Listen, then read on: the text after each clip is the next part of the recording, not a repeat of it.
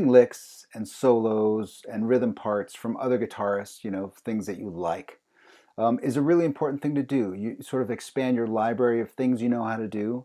But more importantly, and I think sort of under the surface and more valuable, is the process itself is turning your musical preference into your musical capability. Hey, welcome back to the channel. My name's Chris. Today you're going to learn a lick that I wrote in A.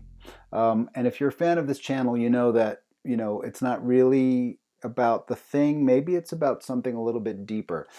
And I just want to reiterate sort of the process that you go through when you learn something that you like, and I'm not assuming you like this lick, but when you take the time to grab something that you prefer, that ecosystem sort of helps build your style, right? You're playing what you like, you're listening to things, you like them, you turn them into things that you can do, and then your playing pleases you more. It's a really great ecosystem.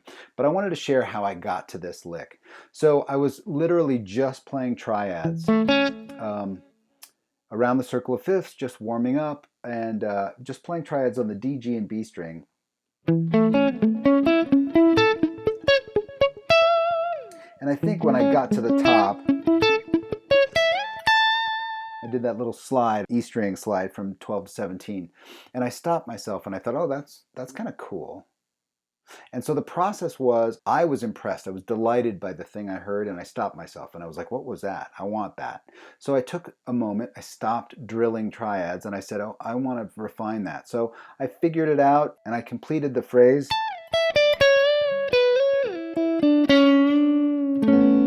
And I sort of, polished it up and I made it into something. This process not only adds to your capability of playing things, but it also adds to a library of things that you prefer to play. And that in turn becomes things you like to play, that you enjoy, and when people hear you enjoying your own playing, that builds on your style. I think about players like Andy Timmons or Chris Buck. When I hear them play, I can tell that they enjoy what they're doing. I mean, they're fantastic players.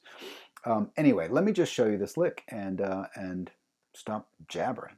Here we go. Okay, not a very complex lick. It is going to take a little bit of persistence and energy to get it up to speed and get it nice and even.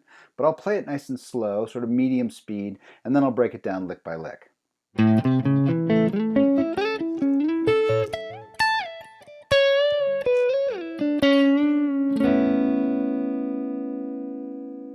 The first phrase goes like this. I'll give you the fret numbers here. On the A string, it's 0, 3, 4, and then 2 on D and 2 on G. Now that's followed by this phrase, and I'm going to play the whole thing and then we'll break it down triad by triad. So I'm really just playing an A major root position triad, followed by the first inversion, followed by the second inversion. But I'm arpeggiating each one of these. I'm ascending the first one, descending the second one, and ascending the third one. So that looks like this. After you get done with this first riff, slide up on the D string to this A root position triad, which on the D, G, and B strings is simply 7, 6, 5.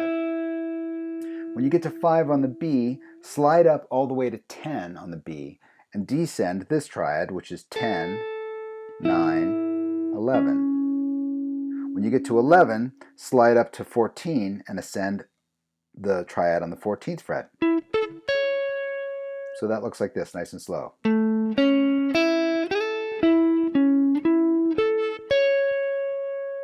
So that's followed by this interesting wide interval sliding lick that goes like this.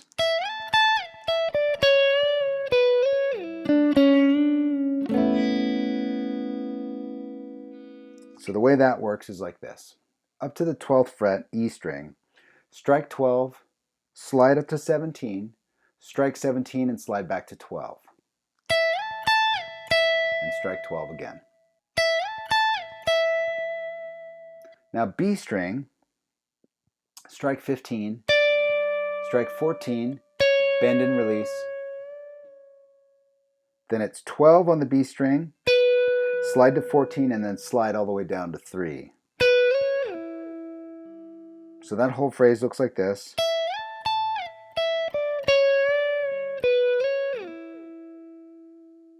Then on the G string, it's 5, 4, bend up. When you release, play all these strings. D string 7, G string 6, B string open, and E string open.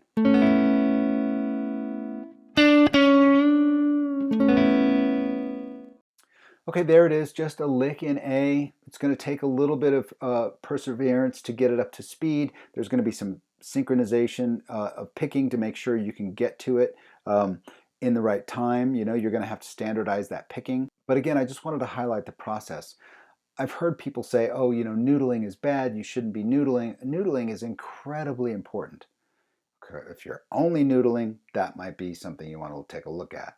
But spend some time just experimenting and just blopping about, or stay open to the idea that if you're doing something and you start to drift off to something else, let that take shape and harvest it, right? See what's there. Because when you take something, when you find something that you find delightful or you think, you know, gives you some emotional response, and you learn how to do it and you refine it and you put that into your stable of capabilities, you refine your voice as a musician, and I think that's really important. Okay, I've tabbed this example out. If you like it, please go grab it. It's on my Patreon page. That's linked in the description below. Stay open to things that you like to hear, and when you do, when you find them, start to train yourself to stop and go grab it and go get that capability and turn that preference into a musical capability. All right, I'll see you next time.